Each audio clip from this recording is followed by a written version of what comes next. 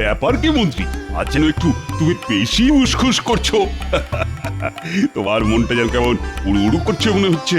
সত্যি মহারাজ, আপনার চোখে ফাঁকি দেবার উপায় নেই। একটু এদিক ওদিক হয়েছে কি ব্যাস অমনি ধরে ফেলেছেন। ধরলে কি হবে? আপনি তো খালি পালাই পালাই। না মানে ওই ফলের তো আর ছলের অভাব নেই, তাই বলছিলাম। দেখেছেন মহারাজ, গোপাল কেমন তাল বুঝে আমাকে গাল দিচ্ছে। না না গোপাল, এই সব ছেড়ে আমরা বরং মন্ত্রীর উসখুস করার কারণটা নিয়ে অনুসন্ধান করি। কিন্তু মহারাজ, কেঁচো খুঁজতে গিয়ে আবার কেউটে বেরিয়ে পড়বে না তো? মন্ত্রীমশাইকে বলতে না দিলে আমরা আসল ব্যাপারটা জানবো কি করে? আর আর বলতে না পারলে তো ওই মন্ত্রী মশাইয়ের পেটের মধ্যেই কথাটা গুড়গুড় গুড়গুড় করবে। গুড় গুড় গুড় গুড় নয়, একেবারে ডুব ডুব ডুব। সে আবার কি? সামনেই তো শিবরাত্রি, আমার যে প্রচুর কাজ মহারাজ। কাজ না অকাজ? না না না না না না, কাজ আছে বই কি। তোমার শ্বশুর বাড়ির পাশেই যে শিব মন্দির। সাধে কি বলি, মহারাজের সব দিকে খেয়াল থাকে। বেশ তো, তা এবার না হয় থাক। কিন্তু আমার যে ছোট্ট একটা প্রস্তাব ছিল মহারাজ। হ্যাঁ হ্যাঁ, বলো বলো বলো, কি তোমার প্রস্তাব গোপাল? আমাদের তো নয় ভালো মন্দে কেটে যাচ্ছে, কিন্তু এই অঞ্চলের মহিলারা দুক্রোশ পথ পেরিয়ে পুজো দিতে যাবে কি করে? হ্যাঁ হ্যাঁ, তাই তো, সেটা তো ভাবিনি। সবার কথা ভেবে জানো এখন আরু গোপালের চোখে একেবারে জল এসে গেল। কৃষ্ণনগরে আমাদের গ্রামের কাছাকাছি কোনো শিব মন্দির নেই। প্রতিবার দূরে গিয়ে শিবের মাথায় জল ঢালতে হয়। তা ওদের জন্য কি কিছুই করা যায় না মহারাজ? কিন্তু আজ বাদে কালকে শিবরাত্রি, এখন তো আর মন্দির বানানো সম্ভব নয়। না না না না না না, তা কি করে সম্ভব? একি আর যেমন তেমন কাজ। তবে বললে যখন, তখন না হয় ভেবে চিনতে পরের বছর একটা মন্দির বানাবো। ও মা, কৃষ্ণনগরে হবে শিবের মন্দির, সেখানে উপচে উপচে পড়বে ভিড়। এটা ভেবে তো এখন থেকেই আমার শরীরটা কেমন কেঁপে কেঁপে কেঁপে কেঁপে উঠছে। তুমি তো সব সময় কাঁপছো, তোমার তো আর কাঁপুনির শেষ নেই। তবে এবার কি হবে মহারাজ? না মানে যদি মহিলাদের কিছু সুযোগ সুবিধার ব্যবস্থা করা যেত। তাহলে তো খুবই ভালো হতো। না না, ওদের কষ্টের কথাটাও তো আমাদের ভাবা দরকার। মহিলাদের খুব কষ্ট, হেঁটে হেঁটে কত না সময় নষ্ট। কিন্তু এখন আর কি ব্যবস্থাই বা করা যায়, আর কেই বা ব্যবস্থা করবে? হ্যাঁ হ্যাঁ, সময় তো খুবই অল্প। রাজ্যে প্রত্যেক বাড়ি থেকেই মহিলারা শিবের মাথায় জল ঢালতে যাবে। বলছিলাম যদি মন্ত্রী মশাই নিজে গিয়ে একবার। হ্যাঁ হ্যাঁ মন্ত্রী, তোমাকেই এই দায়িত্ব নিতে হবে। তোমার শ্বশুর বাড়ির পাশে যখন পুজো, তখন এই পুজোয় মহিলাদের সুযোগ সুবিধার ব্যাপারটা তোমাকেই যে দেখতে হবে মন্ত্রী। মেয়েকে প্যাকালটা তো আচ্ছা ফাঁসালো দেখছি। তবে আমিও দেখাচ্ছি এই ফাঁস কেটে কি করে বেরিয়ে আসা যায়। কি হলো? আবার সেই বিড়বিড় করছো? না মানে আমি বলছিলাম যে মহিলারা কষ্ট করে শিবের মাথায় জল ঢালতে যান বলেই তো শিবও খুশি হয়ে ওদের মনোবাঞ্ছা পূর্ণ করেন মহারাজ। একদম খাঁটি কথা। কষ্ট না করলে কেষ্ট মানে ওই শিবের আশীর্বাদ পাবে কি করে? হ্যাঁ, মহিলারা ভক্তি দিয়েই কষ্টকে জয় করবে। তাই যেমন চলছে তেমনই চলতে দিন না মহারাজ। না, মনে হচ্ছে এত বলেও কাজের কাজ কিছুই হলো না। কিন্তু মহিলাদের যদি কোনো অসুবিধে হয়, না না না না, মন্ত্রী যখন বলছে তবে তাই হোক। আপনি কিচ্ছু ভাববেন না। আরে বাবা, আমি তো পাশে থাকবোই, সব সময় সাহায্যের হাত বাড়িয়ে দেবো। হ্যাঁ, আর এই তালে কিছু কামিয়েও নেব। সত্যি মন্ত্রী মশাইয়ের ওপর ভরসাও করা যায়। এমন ভরসার লোক আর কজন আছেন? ওনার উপর ভরসা করে করেই তো পোশাকার ফর্সা হয়ে যাচ্ছে।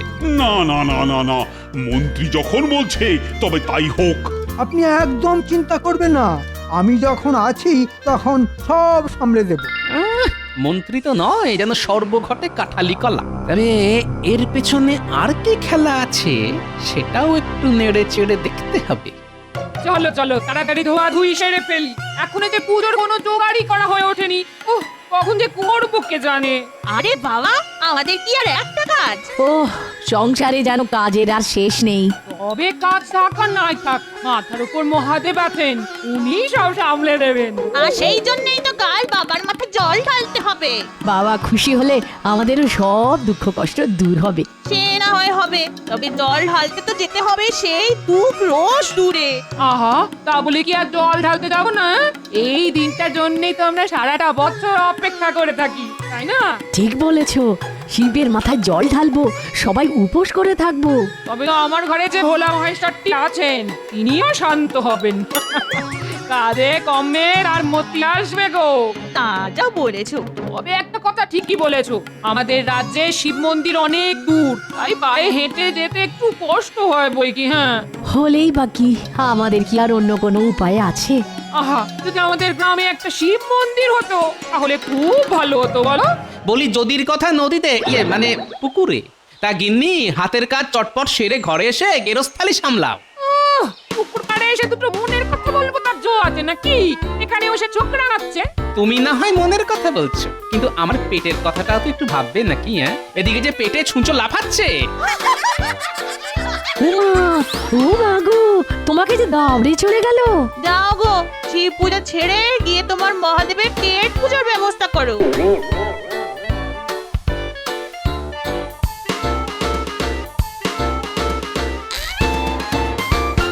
যাক, এসেছো তাহলে। আমি তো ভাবলাম বুঝি ধুতে ধুতেই বেলা পার করে দেবে। না এসে উপায় আছে? লোকজনের কাছে আমার মান সম্মান কিছু রাখলে না। সে কি গো, আমি আবার কি করলাম? না না, তুমি আবার কি করবে? করলাম তো আমি। কাজকর্ম শিখে তুলে দিয়ে বসে বসে গল্প করছি। ও কি জ্বালা, মিজাজ যেন একেবারে সপ্তমে চড়ে আছে। মেজাজ আমি দেখালাম না তুমি? হ্যাঁ, উনি যেন একাই খেটে খুঁটে এলেন আর আমি যেন পালঙ্কে শুয়ে গড়াগড়ি খাচ্ছিলাম। হ্যাঁ, সে তুমি যাই খাও, এখন আমাকে কিছু খেতে দাও দেখি। গরম গরম ফুলকলুচি আর বেগুন ভাজা কতদিন যে পাতে পড়েনি গো। বলি এই সবে মাত্র পুকুর থেকে আসলাম আর আসতে না আসতেই ভয় না। এতদিন জানতাম পুকুর থেকে ডুব দিয়ে এলে মানুষ ঠান্ডা হয়, কিন্তু তুমি যে দেখছি গরম হয়ে আছো। গরম হবো না? বলি নিজেরটা ছাড়া তুমি আর কিছু বোঝো? নাও এবার ঠেলা সামলাও। কি আবার সামলাবে? তোমার মুহূর্ত আমার জানা আছে। তুমি কৃষ্ণনগরের রাজসভার সভাসদ। তা সভাসদ হয়ে কি কাজের কাজটা করলে তুমি শুনি? আহা, চুপছো কেন? আরে কি হয়েছে সেটা বলবে তো নাকি? এত বড় রাজবাড়ি, এত বড় রাজপ্রাসাদ, আর রাজবাড়ির ধারে কাছে একটা শিব মন্দির নেই? আর শিবরাত্রির পুজো দিতে চলো, একবারে 2 ক্রোশ রাস্তা হেঁটে চলো। আরে বাবা, তোমাদের কষ্টের কথা ভেবে আমি কি মহারাজের কাছে দরবার করিনি ভেবেছো? খুব করেছো, করে একেবারে আমার মাথা কিনে নিয়েছো গো। এই যা মেজাজ দেখছি, তাতে মনে হচ্ছে এক্ষুনি দানা পানি জুড়বে না। না না, গিন্নির কচকচানি শোনার থেকে পেটে কিল মেরে রাস্তায় রাস্তায় ঘুরে বেড়ানো ঢের ভালো।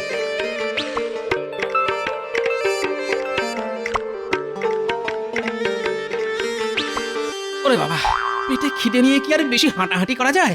না না, ওই তো সামনেই ভোলা ময়রার দোকান। যাই, মিষ্টি খেয়েই পেটটাকে শান্ত করি।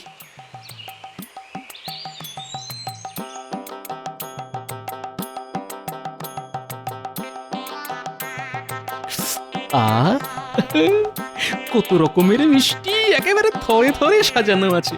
আহা আহা, কোনটা খাই আর কোনটা না খাই। তা কোনটা খাবে কিছু ঠিক করলে? না না, হ্যাঁ শোনো, এটা ওটা ছেড়ে দিয়ে না, তুমি না হয় কটা রসগোল্লাই দাও। নরম নরম রসগোল্লা খেয়েই না হয় গরম গরম খিদেটা সামলাই।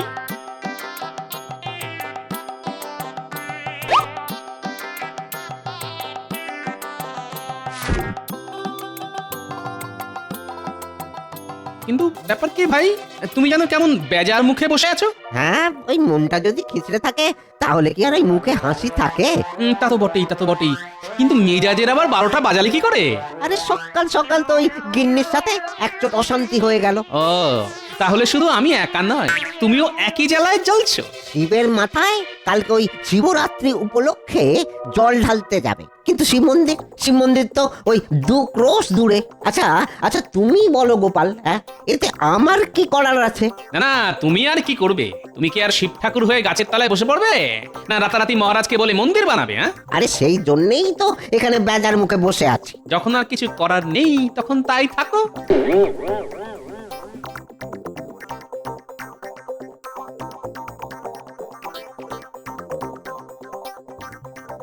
আরে আরে, তোমার আবার কি হলো? চাষের কাজ ফেলে রেখে গালে হাত দিয়ে বসে পড়লে যে? চাষ আমার মাথায় উঠেছে। সে কি আবার কেমন কথা? একদম পরিষ্কার কথা। 2 ক্রোশ পথ হেঁটে গিন্নি শিবের মাথায় জল ঢালতে যাবে, তাই সকাল থেকে তার মেজাজ গরম হয়ে আছে। আর গিন্নির মেজাজ গরম হলে তুমি আর কি করে নরম থাকবে? সবই তো বুঝতে পারছো। ওহ, কি জ্বালায় যে পড়লাম। না, ঘরে ঘরে দেখছি কি অশান্তি। কোন দিকে যে যাই।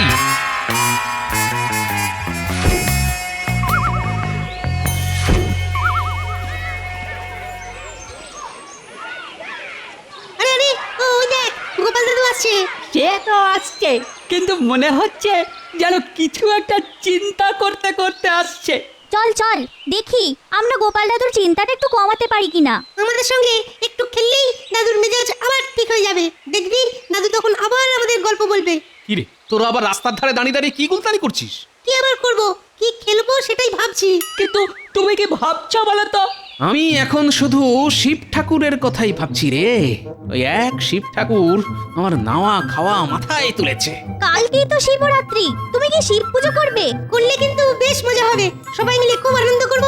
তবে শুনেছি মন্ত্রী মশাই নাকি বেশ জাঁকজমক করে ওনার শ্বশুর বাড়িতে শিবের পুজো করেন। দাদু তুমিও করো না দাদু, একটা শিব পুজো করো না দাদু। সেটা খারাপ বলিসনি, কিন্তু এ কি আর মুখের কথা? তবে মন্ত্রী মশাইয়ের কথাই যখন বললি, তখন এক কাজ কর, শোন, কানে কানে একটা কথা বলি তোদের।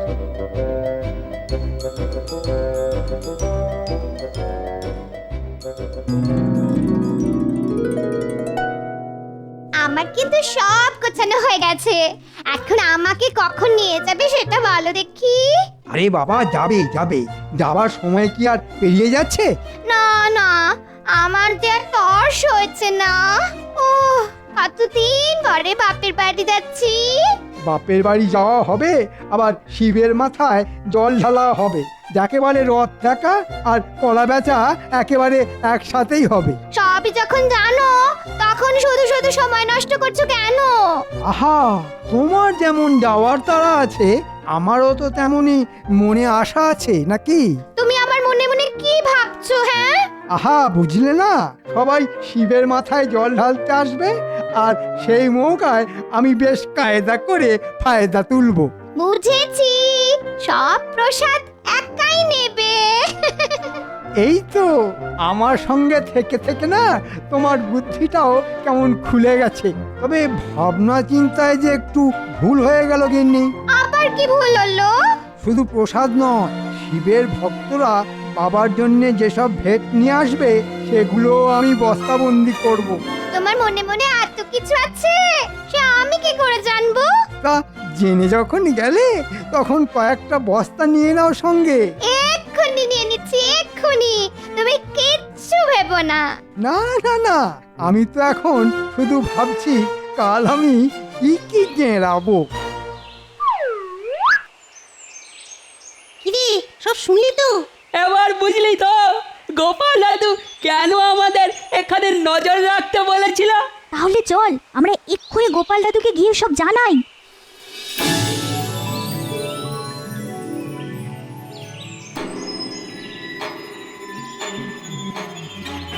ও তাহলে এই ব্যাপার, এই জন্যই মন্ত্রী মশাইয়ের অত ফুর্তি। হ্যাঁ, মন্ত্রী নয়, উনি তো ষড়যন্ত্রী।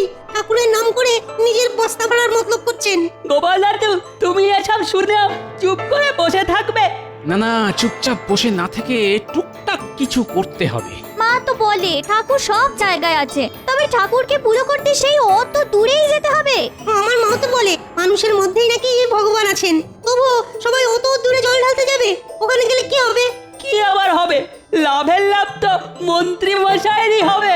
না না না না না, এমন কিছু করতে হবে যাতে মন্ত্রীর লাভের গুড় পিঁপড়েতে চাটবে। তোরা এখন বাড়ি যা।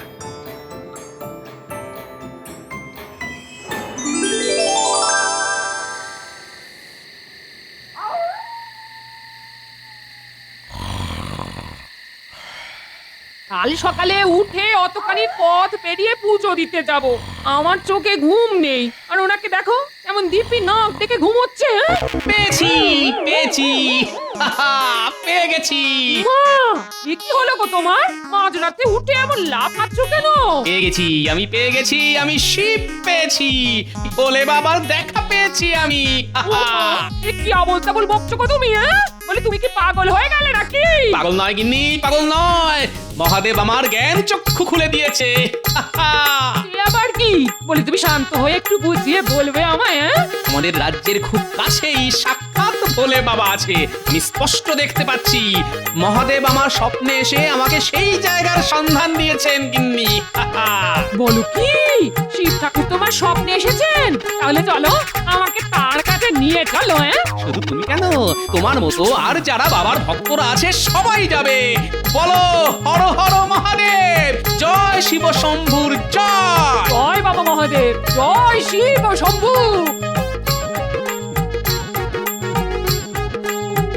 হর হর মহাদেব, জয় শিব শম্ভুর জয়। জয় শিব ঠাকুরের জয়। কিন্তু আমরা যাচ্ছি কোথায়? আরে শুনলি না, গোপাল দাদা স্বপ্নে শিব ঠাকুরকে দেখেছেন। আরে তাহলে কি আমরাও তো দেখা পাবো? সবাই ওর পিছু পিছু এসো গো, পিছু পিছু। ও যখন বলছে তখন আমরাও ঠিক শিবের দেখা পাবো গো, শিবের দেখা পাবো। এত রাতে জলা জঙ্গল পেয়ে কত দূরে যে যেতে হবে কে জানে। না, গোপালের পাল্লায় পড়ে শেষে না আবার নতুন কোনো বিপদ হয়। ওই তো ওই ওই, ওই বেলগাছের তলায় বাবা আছেন। কোথায় গো? আমি তো কিছু দেখতে পাচ্ছি না গো। আরে বাবা দেখো দেখো, একটু ভক্তি ভরে মন থেকে বাবাকে ডেকে দেখো।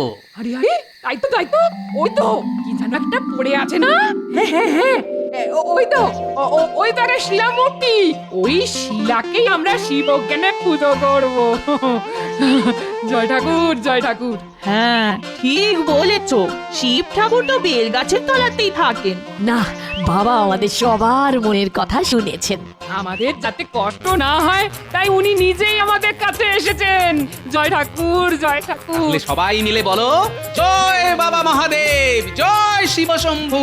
হর হর শিব শম্ভুর জয়। জয় মহাদেব, জয় শিব শম্ভুর জয় শিবের জয়।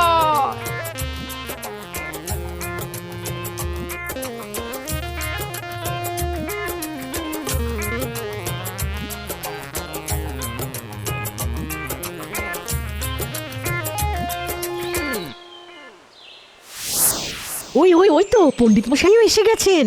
যাক বাবা, এবার আর ওই 2 ক্রোশ পথ হেঁটে যেতে হবে না। আসুন আসুন পণ্ডিত মশাই, আপনি এবার নিজে হাতে এই শিলায় প্রাণ প্রতিষ্ঠা করুন। বিশ্বাসে মেলায় বস্তু, তর্কে বহুদূর। তোমরা যখন সবাই ওই শিলাখণ্ডকে শিব বলে বিশ্বাস করেছো, তখন আমিও এর মধ্যে প্রাণ প্রতিষ্ঠা করে দিচ্ছি।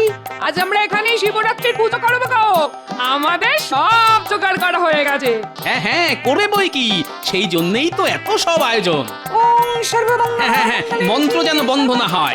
ভক্তি ভরে পুজো করলে শিব এই বেলতলাতেই নেমে আসবেন। সেই জন্যই তো আমরা আয়োজনে কোনো ত্রুটি করিনি। হ্যাঁ, আমি তো মহারাজকেও খবর দিয়ে দিয়েছি, মহারাজও এক্ষুনি এলেন বলে।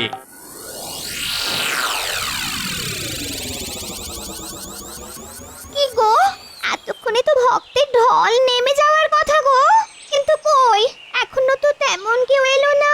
হ্যাঁ হ্যাঁ, আমিও তো তাই ভাবছি। না না, মনে হচ্ছে কোথাও কিছু একটা গন্ডগোল হয়েছে। গোলই হোক আর চৌকোই হোক, এখন এই বস্তাগুলোর কি হবে? ধুর, রাখো তো তোমার বস্তা। না না, মনে হচ্ছে ওই বেটে গোপালই কোনো কলকাঠি নেড়েছে। সবই যখন বুঝতে পারছো তখন এখানে বসে না থেকে একটু কতটা নাড়িয়ে দেখো না, কোথায় কি হয়েছে। ঠিক বলেছো, আমি এক্ষুনি গিয়ে দেখি কৃষ্ণনগরে কোথায় কি হচ্ছে।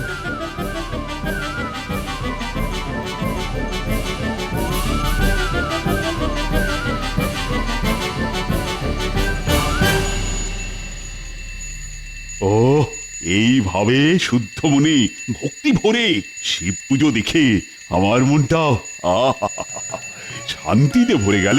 হবেই তো মহারাজ, মনের শান্তিই তো আসল শান্তি। ভালোই হলো, হ্যাঁ ভালোই হলো। ওই মহিলাদের কষ্ট আর ক্লান্তিও লাঘব হলো। হ্যাঁ, এর জন্যই বলে ভগবান যা করেন মঙ্গলের জন্যই করেন। তবে মহারাজ, এখানেই কিন্তু একটা মন্দির বানাতে হবে। হ্যাঁ হ্যাঁ হ্যাঁ, হবে হবে, সব হবে। এ কি এখানে পুজো? না মানে এটা কেমন হলো? না হবার কি আছে মন্ত্রী মশাই, হলেই হয়। তা বলে কোথাও কিছু নেই এই বেলতলায় শিব পুজো হয়? শিব ঠাকুর এখানে এলো কোথা থেকে শুনে? হ্যাঁ হ্যাঁ, তবে এই একটা প্রশ্ন কিন্তু আমার মনেও অনেকক্ষণ ধরে ঘুরপাক খাচ্ছে। না না, ঘুরছে যখন তখন না হয় থামিয়ে দেবার ব্যবস্থা করছি। বলো তো গোপাল, এই শিব ঠাকুরের রহস্যটা কি? তাহলে গোড়া থেকেই বলি। কাল যখন জানলাম ঘরে ঘরে মা বোনেরা ওই 2 ক্রোশ পথ হেঁটে জল ঢালতে যাবে কষ্ট করে, আর এটাও জানলাম যে মন্ত্রী মশাই ফাঁক তালে নিজের ট্যাঁক ভরবেন সেই সুযোগে, তখনই কি হলো গোপাল? তখনই আমার মাথায় একটা বুদ্ধি খেলে যায়। আমি নদীর পাড় থেকে একটা শিলা নিয়ে আসি, আর সেই শিলা লুকিয়ে এই জঙ্গলে বেলগাছের নিচে এনে রাখি। দেখেছেন মহারাজ, গোপাল কেমন সবার মাথায় টুপি পরিয়ে পুজোর নামে ক্ষমতাবাজি করছে? ভাওতা নয়, ভাওতা নয়, ঈশ্বর সর্বভূতে অবস্থিত, তাই দূরে যাওয়ার কোনো দরকার নেই। মন্দির মানেই মন দ্বার, তাই মনের দরজা খুললেই সর্বভূতে ঈশ্বর দেখতে পাবেন মহারাজ। ঠিক বলেছ গোপাল, ঈশ্বর সর্বত্র, সেটা পাথর হোক বা নুড়ি কাঁকো, যাই হোক না কেন, জয় বোম ভোলে। গোপালের বক্তব্য যথার্থ। আর আমি যখন বিশুদ্ধ উপাচারে এই শিলায় প্রাণ প্রতিষ্ঠা করেছি, তখন এখানে পুজো করতে কোনো দোষ নেই। জয় মহাদেবের জয়। এইখানেই এবার থেকে পুজো হবে, আমরা আর কেউ কোথাও যাব না। একেই বলে কারোর পৌষ মাস তো কারোর সর্বনাশ। তবে এসো আমরা সবাই প্রতিজ্ঞা করি, এবার থেকে শুধু শিলাখণ্ড নয়, এতেই আমরা ভক্তি ভরে শিব পুজো করব সবাই। তারপর হবে সকল রাজ্যবাসীর জন্য ভুরি ভোজন। একদম ঠিক বলেছেন মহারাজ। জয় শিব শম্ভু। এটাই তো আসল পুজো মহারাজ। প্রথমে শিব পুজো, তারপর জীব মানে ওই জীব পুজো। জয় বাবা ভোলেনাথ।